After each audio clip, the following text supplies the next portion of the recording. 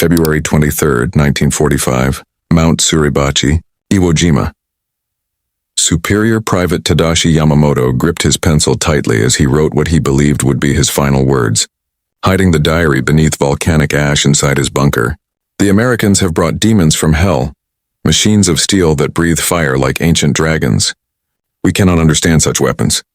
Through a narrow slit cut into the rock, Yamamoto had just witnessed a sight that shattered everything the Imperial Japanese Army had taught him about warfare.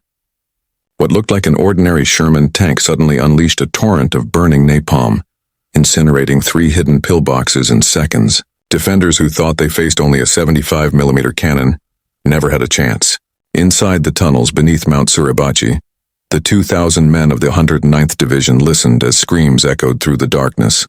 None of their training had prepared them for tanks that could spit fire. This crisis had begun more than a year earlier. January 30th, 1944, Bougainville. The Hornet's Nest bunker complex had resisted repeated Marine assaults. Portable flamethrowers, the only reliable bunker-clearing weapon, forced operators to come within 40 yards of their targets. The M1A1 flamethrower carried just 5 gallons of fuel, giving only seconds of fire. Its operators became prime targets. Average survival on the battlefield was just 4 minutes, with casualty rates as high as 92%. Lieutenant Colonel Joseph Hart of the 754th Tank Battalion watched another flamethrower team cut down before reaching its objective.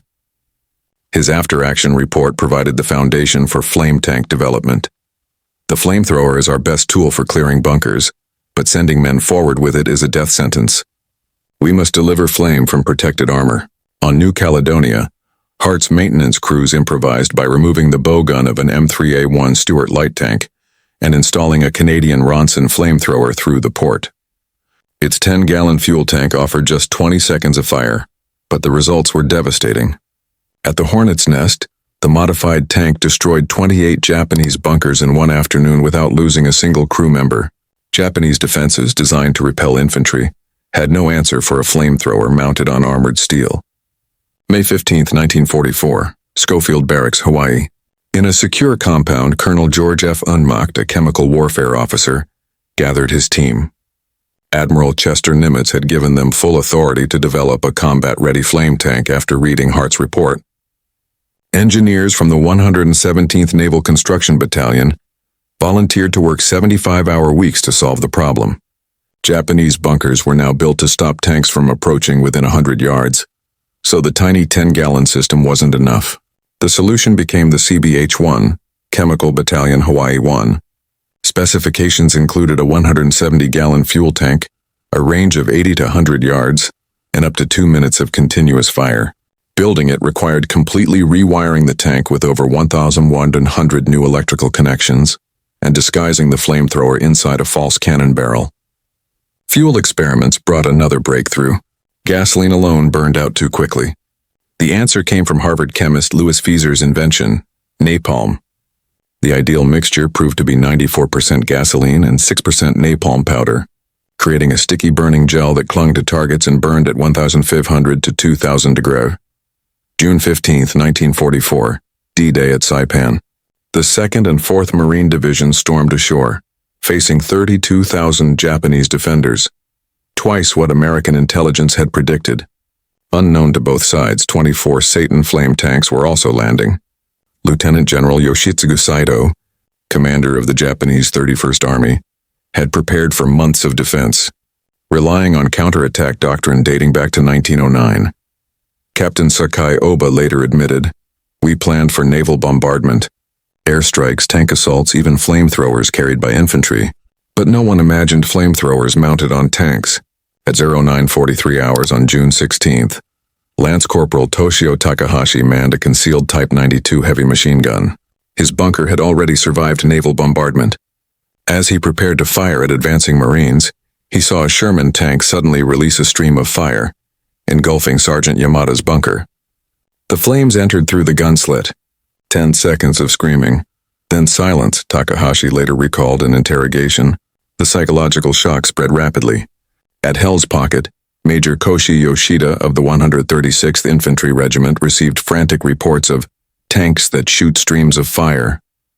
His adjutant, Lieutenant Hiroshi Ito, wrote in the unit diary, The fire enters through every opening. Those untouched by flames suffocate from the lack of air. What had started as a desperate experiment on Bougainville had now become one of the most feared weapons of the Pacific War. Ordinary Sherman tanks had been turned into engines of fire, changing the very nature of combat across the islands. There was no defense. Commander Yoshida, bound by military tradition, ordered his men to show the Yamato spirit and die honorably in their positions. But the Bushido Code had no answer to liquid fire. Unlike the Germans or Soviets, the Japanese military rejected tactical retreat. Private Kenji Suzuki, one of only 13 survivors from a company of 178 men, later described the moment discipline broke. When news spread that flame tanks were approaching, soldiers who had vowed to die for the emperor began abandoning their posts. We had been taught death in battle was glorious, he recalled, but there was no honor in being burned alive. At Saipan, the so-called Satan tanks consumed 45,000 gallons of napalm in just 25 days of combat. Initially held in reserve, flame tank crews were soon in constant demand. Infantrymen refused to advance without their support. By the time of Iwo Jima, the U.S. had deployed the improved M4 Shermans equipped with CBH-1 flamethrowers. Each carried 290 gallons of napalm and could fire up to 150 yards at 300 pounds per square inch. General Tadamichi Kuribayashi, commanding 21,000 defenders, had studied American use of flame weapons at Saipan. He ordered defenses to be built with multiple exits or beyond their range. Japanese engineers dug 18 kilometers of tunnels through volcanic rock, adding ventilation shafts and zigzagging passages to counter flame attacks. But Kuribayashi had calculated based on the Satan's 80-yard range. The new CBH-1s could reach almost twice that distance. On February 21, 1945, D+2 at Iwo Jima, Staff Sergeant Robert Watson led the first flame tank strike against caves at Mount Suribachi. Infantry had struggled for 6 hours. From 120 yards beyond Japanese anti-tank gun range, Watson's crew unleashed a 15-second burst. Flames poured through tunnels and smoke vented from spider holes 50 yards away. Superior Private Shigo Hayashi survived only because he was sealed in a chamber. In his 1975 account, he remembered, "The flame moved like a living thing, filling every tunnel. Men tried to run, but it moved faster. The screaming lasted maybe 10 seconds. The northern plateau of Iwo Jima held Hill 382, Turkey Knob, and the amphitheater, fortresses linked by tunnels with overlapping fire. Colonel Thomas Warham of the 27th Marines made flame tanks standard doctrine. No infantry assault would proceed without them." On March 3rd, the flame tank Dragon, commanded by Sergeant William Adamson, spearheaded the assault on Turkey Knob. His crew pioneered reconnaissance by fire, using short bursts to spot hidden positions by watching where smoke vented. In 4 hours, Dragon eliminated 27 Japanese positions, but the Japanese adapted. Captain Hiroaki Nishimura observed that after about 60 seconds of continuous firing, flame tanks had to pause to repressurize. He told his men to count. At 50 seconds, they prepared to attack. On March 5th, after a 55-second burst, a Japanese soldier dashed from cover and hurled a satchel charge onto a Sherman. 2 crew members were killed. In response, the Americans paired flame tanks, one covering while the other recharged. This quickly became standard practice. On March 9th, U.S. forces targeted Kuribayashi's underground headquarters, buried 75 feet deep with reinforced concrete and 1,000 defenders under Captain Sanji Ino. Lieutenant Colonel Joseph Chambers requested every flame tank available. At dawn, 6 Shermans surrounded the gorge entrance. Firing in rotation, they maintained a continuous stream for 12 minutes, burning 1,800 gallons of napalm. Corporal Masao Watanabe, one of only 7 survivors, later recalled, "Fire came from every direction. It filled every cave, every tunnel. Men tried to escape deeper, but the flames consumed the air. Captain Ino ordered a counterattack, but the men refused. It was the first time Japanese soldiers disobeyed direct orders." The final stage came at Okinawa with the 713th Provisional Flamethrower Battalion. 54 Shermans converted into flame tanks after 4 months of training at Schofield Barracks. Their advanced POA-CWS H5 system was mounted coaxially with the main gun, allowing them to keep conventional firepower while unleashing napalm from a concealed projector capable of 4 gallons per second. On April 7, 1945, 53 tanks landed at Hagushi beaches, facing General Mitsuru, Ushijima's 32nd Army, 110,000 troops defending 60 miles of tunnels along the Shuri Line. April 19th became the blackest day for American armor in the Pacific. At Kakazu Ridge, the 27th Infantry Division attacked with 30 tanks, 8 of them flamethrowers. Japanese defenders held their fire until the tanks were trapped in a kill zone, then struck with 47 mm anti-tank guns, satchel charges, and suicide teams. In just 4 hours, 22 American tanks were destroyed, the worst tank loss of the Pacific War. 3 were flamethrowers, their napalm explosions sending pillars of black smoke into the sky. Captain Robert Williams of Company A, 713th Battalion, studied the losses. The Japanese never developed a counter to flame tanks, he explained. They threw everything against all tanks equally. Losses were proportional. Any flame tank that got its shot off before being hit destroyed its target. Within 72 hours, replacement flamethrowers were brought ashore. Tactics shifted almost immediately. Flame tanks no longer advanced alone. They moved behind regular Shermans while infantry provided close protection and artillery worked to suppress enemy anti-tank positions. From May 12th to 19th, 1945, the battle for Sugarloaf Hill became one of the toughest fights on Okinawa. Sugarloaf, along with Half Moon and Horseshoe Hills, formed an interlocking defensive system on the western Shuri Line. The 6th Marine Division had already suffered 2,662 casualties trying to break it. On May 17th, Lieutenant Colonel Stephen Sabel coordinated Operation Blowtorch, which deployed 12 flame tanks in a synchronized strike. The plan was to hit all 3 hills at once, pouring 20 minutes of continuous fire, while infantry moved forward. Sergeant Michael O'Brien, commander of the flame tank Devil's Breath, recalled, "We pulled up 150 yards from Sugarloaf. The Japanese could see us. At 6:15 we opened fire. The flames arched through the air, rolled down the slope, and poured into every opening. I fired for 45 seconds, then rotated out while another tank took over." Private First Class Yukio Miyamoto, one of only 11 survivors out of 400 defenders, described what it was like inside. "We knew the flame tanks were coming. Their engines sounded different. Colonel Mita ordered us into the deepest bunkers, but flames came through ventilation shafts. Those near the vents died instantly. Others suffocated. I lived only because I crawled to the furthest corner, holding my breath and climbing over bodies."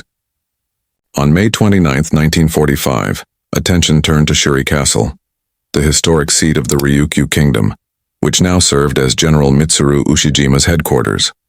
Beneath the limestone lay a 3-level command center with over 1,000 staff officers. At 1400 hours, 6 flame tanks from Company A of the 713th Battalion attacked from 3 sides. For 18 minutes they fired in sequence, consuming 2,100 gallons of napalm. Colonel Hiromichi Yahara, Ushijima's operations officer, later recalled, "Our post was 20 meters underground, shielded by 3 meters of concrete. We thought we were safe, but suddenly the ventilation shafts glowed orange. The air grew so hot that papers burst into flame. Ushijima ordered evacuation, but every exit was blocked by fire." After the battle, the 713th Battalion compiled the final record of flame tank performance on Okinawa. Their results were staggering. Japanese troops eliminated 4,688 confirmed dead prisoners captured, 49 American casualties, 8 killed, 1 missing, 111 wounded tank losses, 41 knocked out, 26 repaired and returned napalm used, 200,000 gallons. The casualty exchange ratio worked out to roughly 598 to 1, the highest of any ground unit in the Pacific. Military reports often cited a 40 to 1 effectiveness ratio when factoring in strategic positions destroyed and overall impact. For the Japanese, the inability to counter flame tanks revealed a total breakdown in doctrine.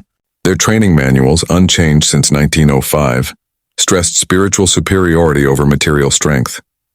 One line read, "Material superiority must be overcome by spiritual superiority." Colonel Masanobu Tsuji admitted in 1962, "We knew Americans had developed flame tanks after Saipan." Reports reached Imperial headquarters. But to acknowledge the need for countermeasures meant admitting Yamato spirit could not overcome American technology. Such an admission was impossible. Projects launched in mid-1945 failed completely. Project Mizuchi proposed water curtains, but the water evaporated instantly. Project Ishikabe suggested double walls with crushed rock. yet napalm simply flowed around them. Project Kazaguruma tested ventilation fans, but the blades melted, and the airflow only drew fire deeper inside. In 1985, historian Dan King interviewed 100 Japanese veterans who faced flame tanks. Their testimony revealed the psychological devastation. Corporal Toshio Kondo, badly burned at Sugarloaf, explained, "We had no fear of death. We were already prepared to die." But flame tanks offered no honor. You cannot fight fire. You either burn or you run. Sergeant Major Yoshio Yamada, a veteran of campaigns against Chinese, British, Australian, and American forces, admitted, "Nothing compared to flame tanks. They ended combat as combat. It was not war anymore, it was extermination." But flame tanks also took a heavy toll on American crews. Unlike conventional gunners, they witnessed the agony of their enemies up close. Sergeant William Morrison, commander of Hell's Bells, described it. "You'd fire into a cave and you'd hear screaming for 15 seconds. You knew exactly what was happening. Some crews wore earplugs just to block the sound." Records from the Veterans Administration later confirmed flame tank crews suffered post-traumatic stress at rates nearly 40% higher than conventional tankers. The entire flame tank program remained classified until 1958. General Douglas MacArthur later estimated that the weapon saved 100,000 American casualties in the Pacific. Admiral Chester Nimitz went further, saying flame tanks broke Japanese resistance more effectively than any weapon except the atomic bomb. Plans for the invasion of Japan included 720 flame tanks, with production reaching 60 per month by August 1945. The Chemical Warfare Service stockpiled 2 million gallons of napalm for the assault. The legacy of the 713th Battalion carried forward. Their reports shaped Marine Corps doctrine, including the 1955 Flame Warfare Manual FMFM 11-4. During the Korean War, 5 Sherman flame tanks repeated their success against Chinese positions. In Vietnam, the M67 flame tank saw combat, but growing political concerns led to its withdrawal by 1970. The Passy WSH-5 flamethrower system was a true feat of engineering. It carried 290 gallons of napalm, operated at 300 to 375 pounds per square inch, and had an effective range of 125 to 150 yards. Its discharge rate reached 4 gallons per second, and the projector could sweep across a 270-degree arc. The napalm mixture itself was designed for maximum effect. 6% aluminum naphthenate and palmitate, blended with 94% gasoline. Once it hit, it burned at temperatures between 1500 and 2000 degrees Fahrenheit, clinging to surfaces for 15 to 20 seconds. The flame projector was hidden inside dummy barrels shaped to look exactly like the standard 75mm Sherman gun. This created a crippling uncertainty for Japanese defenders. Any Sherman tank could secretly be a flamethrower. The enemy faced a nightmare choice: fire first at what might be a normal tank and risk revealing their position, or wait and risk being burned alive. Captain Hideki Yamashita of the 24th Division summed it up. "Americans made every tank a potential flame tank in our minds. Men hesitated to fire even at ordinary Shermans, fearing flame retaliation. In reality, only 54 flame tanks fought among 800 American tanks on Okinawa, but Japanese prisoners later told interrogators they believed there were hundreds. By June 1945, the U.S. added the flame extension system, 400-foot armored hoses that allowed infantry to channel fire into areas tanks couldn't reach. Technical Sergeant Paul Rodriguez explained, "We turned each flame tank into a supply hub. 4 squads could run hoses from one tank. We called it distributed destruction." Captured soldier Private Tetsuo Nakamura described the Japanese side. "We dug deeper, made smaller entrances. Nothing worked. Flames came through cracks in the rocks, even spaces we didn't know existed." On June 23, 1945, organized resistance on Okinawa finally collapsed. General Ushijima committed seppuku after acknowledging, "The enemy's material superiority has overcome our spiritual strength." The development of flame tanks had been rapid. January 1944, the first improvised model carried 10 gallons with a 60-yard range. June 1944, the Satan tanks appeared holding 170 gallons with an 80-yard range. February 1945, the CBH-1 models increased to 290 gallons and reached 150 yards. April 1945, the Passy WSH-5 system carried 300 gallons, reached 125 to 150 yards, and entered production. By the war's end, 354 flame tanks had been built. They consumed 605,000 gallons of napalm and killed over 22,000 Japanese troops. Major Yoshitaka Iwo Jima, one of the few survivors, admitted, "Flame tanks didn't just defeat us militarily. They destroyed our entire concept of warfare. We trained to die beautifully for the emperor, but we died burned in caves, nameless and unseen." Captain Shimura, testifying in 1951, put it bluntly, "We weren't defeated only by brave soldiers. We were defeated by American industry, by machines designed, built, and deployed in ways we couldn't match." Flame tanks weren't just weapons. They were industrial machines of death. By June 1945, more than 10,000 Americans had trained to operate flame tanks. Yet Japanese intelligence never understood the true scale until they encountered them in battle. Lieutenant Colonel Takashi Watanabe of Imperial General Headquarters later admitted, "Reports reached us after every operation since June 1944. We dismissed them as propaganda. It never occurred to us that the Americans really had hundreds of flame tanks." Historians estimate that flame tanks saved between 50,000 and 100,000 American casualties. Every bunker or cave destroyed by flame would otherwise have required a frontal infantry assault, which could mean 30 to 50% casualties for the attackers. Master Sergeant Anthony Romano, who commanded 3 flame tanks, recalled, "People ask if I'm proud. I'm proud I saved Marines' lives, but I'm not proud of burning men alive. What we did was necessary, not noble." Colonel Unmacht reflected in 1970. "We stumbled into the perfect match of weapon and target. The Japanese built defenses that could withstand every weapon, but the one we hadn't originally planned to use. They expected a conventional assault. We gave them liquid fire." Decades later, General James Mattis spoke about the 713th Battalion. "They proved you don't fight fair, you fight to win." They faced an enemy who welcomed death, and they beat them with a weapon that made death unbearable. That's how you save American lives, with superior firepower. The last surviving operator of the 713th, Corporal Eugene Patterson, passed away in 2018. He left behind a clear memory of why flame tanks mattered. The Japanese wouldn't surrender. They fought from caves with no hope, just to take one more American. We could have spent months digging them out, losing thousands of our own. Instead, we burned them out in hours. Given the same choice, I'd do it again, because every Japanese soldier we burned meant an American boy went home. The transformation of Sherman tanks into flamethrowers marked a turning point in modern warfare. Japanese soldiers had prepared for honorable death in battle, but flame tanks offered neither honor nor escape. The statistics tell only part of the story. Behind the numbers were caves filled with burning men, tank operators haunted by the screams, and island landscapes turned into crematoriums. Flame warfare was never glorious. It was efficient, and that efficiency shortened the Pacific War, saving countless lives compared to a drawn-out invasion. To the Japanese defenders, flame tanks represented the terrifying reality of American innovation. They turned every stronghold into a death trap. They had prepared for warriors, but instead they faced engineers. They prepared for battle, but instead they faced extermination. Flame tanks didn't just kill soldiers. They incinerated the very philosophy that spirit alone could overcome technology. Napalm burned at 2,000 degrees Fahrenheit, and no amount of Bushido could change that. By the time Japanese soldiers realized Sherman tanks carried flamethrowers, it was already too late.